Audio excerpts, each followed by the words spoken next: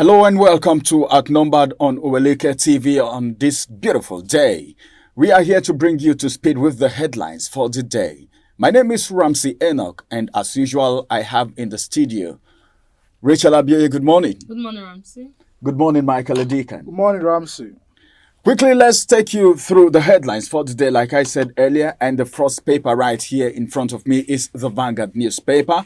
And from the Vanguard newspaper, directly above the header, I have this headline saying, $20 billion Dangote refinery. Marketers propose payment in Naira. Then the other one says, Rivers elders kick against a court as they shun suit against Tinubu's Peace Pact. You can get the details of that on page 7 of the Vanguard newspaper. Implement NSAS report. US tells the federal government. You can get the details of that on page 6. And the big story on the Vanguard newspaper says how federal government orders gain 105 trillion naira from naira depreciation. Meaning there was a game somewhere. Someone gained while others were facing some form of hardship. And just one rider to that story, and it says as exchange rates gain soar by 10,400% in 9 months. And that's going to be the size of the headlines from the Vanguard newspaper this morning as we take you to the next paper. Thank you, Ramsey. On the Punch newspaper this morning, federal government to sell 5 power plants for $1 billion. That's on page 17 of the Punch newspaper. Still on the Punch, Naira depreciation pushes drug imports to 950 billion naira. That's on page 17 of the Punch newspaper. Nigerians Lambast Wike for downplaying abduction epidemic. You can find that on page 16 of the Punch newspaper. And the big story on the Punch this morning, talking about the kidnapping epidemic. Kanu, 9 others mull death sentence, life jail. That's on page 2 of the Punch newspaper. Under that story, Kanu, Benue, Anambra, others committed to death sentence for convicts, says officials. And the last story I'll be taking says IG orders intelligence gathering on abductors, kidnappers, landlords risk 20-year jail. Over to you, Michael. Yeah, thanks, Rachel. The big stories from Daily Trust this morning says 8 killed as fresh violence erupts in Plateau. Writers to that story has that mosques, churches, houses burnt. 24-hour curfew imposed in Mango local government area. We have deployed troops, says the military. That's a big story on the Daily Trust. Another story on the Daily Trust today has it that Tinubu receives Blinken seeks US support for G20 membership. And also that police arrest gun runner with ammunition in Kaduna. The last story that will be taken from Daily Trust says that sacked PDP lawmaker storms Plateau Assembly. APC members stays away. You can get much of the story on the papers as you get this from your vendors. Over to you, Ramsey. All right, thank you very much for those headlines. Let's quickly get to the next paper, which is going to be the last for this morning, of course, and that's the Nation's newspaper. And from the Nation's newspaper, this story is above the header, and it says, shake up in police intelligence operations. You can get the details of that on page 4. And this one says, a storm in Plateau House of Assembly. Well, so many things happening in Plateau State. Then this one says, is actually the big story, and it says, tiers of government share 1.1 trillion naira from Federation account revenue. Just 3 riders to that story. Allocation highest ever. That's one. Then the second one says, 500 billion naira kept in savings. Then finally, this last rider says, Yusuf, let's gains of reform reflect on citizens. If there's any reformation at all, it should reflect on the citizens. And that's going to be the size of the paper review for this morning. We want to bring you the big story after this break, so you don't have to move an inch. Stay glued to your screen as we bring you the big story for this morning. And when we say it's big, remember and know that it's always big. Still Ramsey, Rachel, and Michael. We will be back after this break. Follow us on our social media handles at Oweleketv. Visit our website at www.oweleke.tv for a thrilling journey. Oweleketv, rising star at the fairground.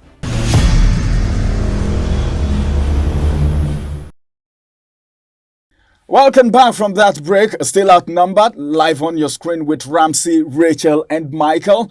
We told you we're returning back with the big story. And this story is actually big, and it's something of concern to all citizens, especially those in Abuja. Well, from the Punch newspaper, there was this big story earlier which says Nigerians lambast Wike for downplaying abduction epidemic. Okay, let me just bring you a few write-up from there. Okay, I'm going to read it out so that you can know what we're talking about. Who is saying they don't want it? Who is doing the lambast? As a matter of fact, angered by his statement is number one, the Northern Elders Forum. Secondly, Middle Belt Forum.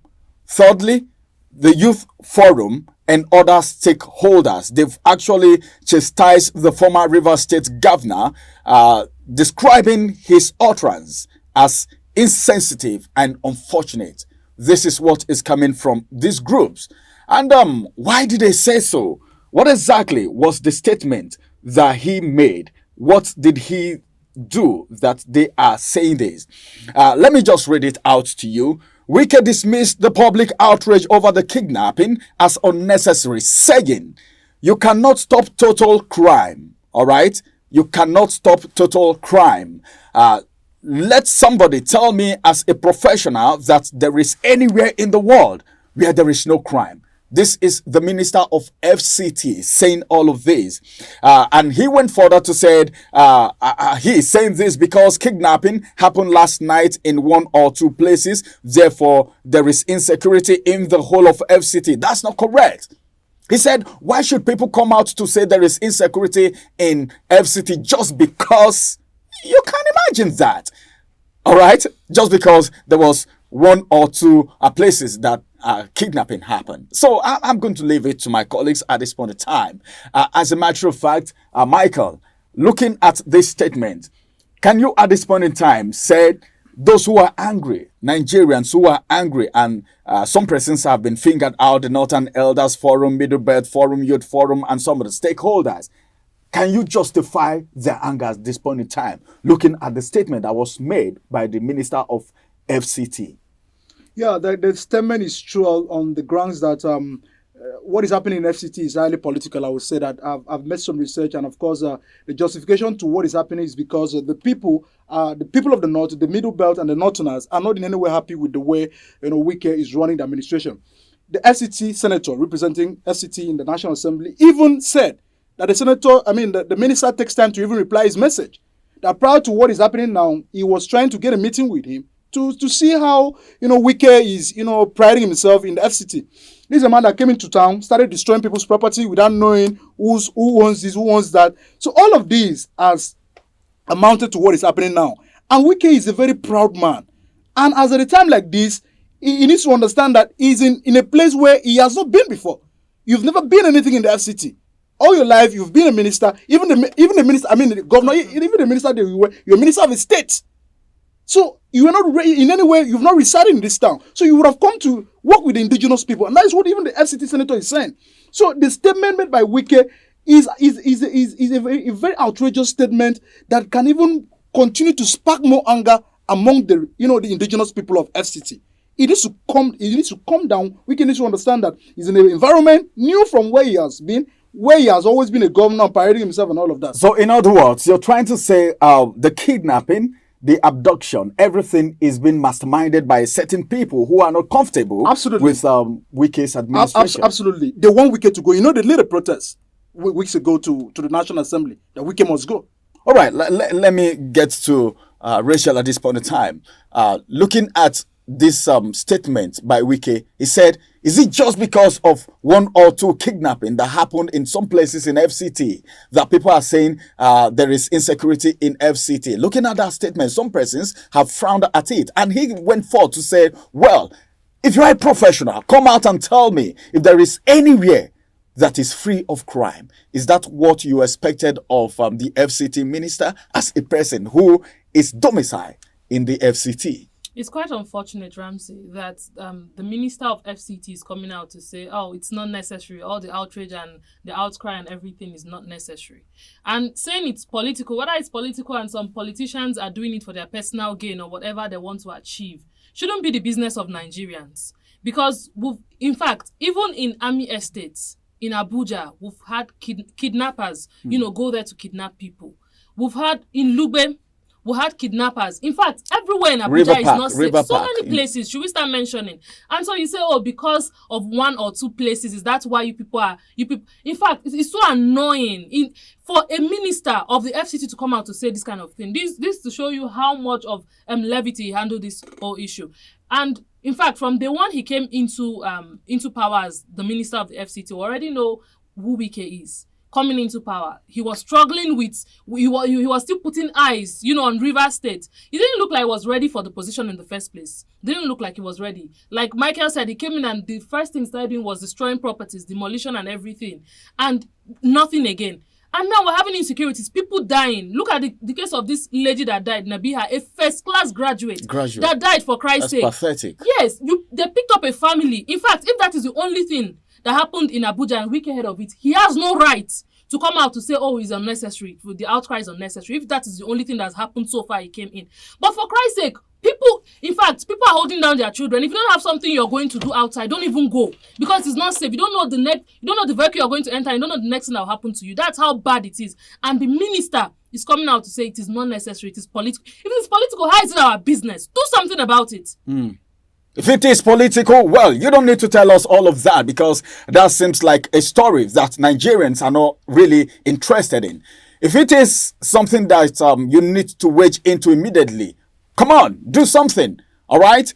But then, as it is right now, people are so angry with this statement made by the minister of FCT. Do you think anything can be done? Because sometimes things happen and you get to know that it is because some power, all right, somebody somewhere is backing someone, then you see certain things happening. I didn't call anyone's name, but then you should know what I'm talking about. I think the bottom line is, well, there is insecurity in FCT, banditry in FCT, abduction in FCT, and something needs to be done about it ASAP. That's going to be the size of Outnumbered today. What we just want to say is, please secure yourself. All right, be security conscious anywhere you go, no late nights, and just be very careful with the next person by your side anytime, any day. We will come your way again with Outnumbered. Still, it's going to be Ramsey, Rachel, and Michael. And of course, we say have a beautiful day. And don't forget, I will always say this, just go to the notification button and put it on. And if you've not you've not subscribed to this channel, do so. And you can share with others so that we can talk, rub mind on this channel, so that we can see how all of us will put our hands together and move Nigeria forward. Thank you for being part of this program today. Bye-bye for now.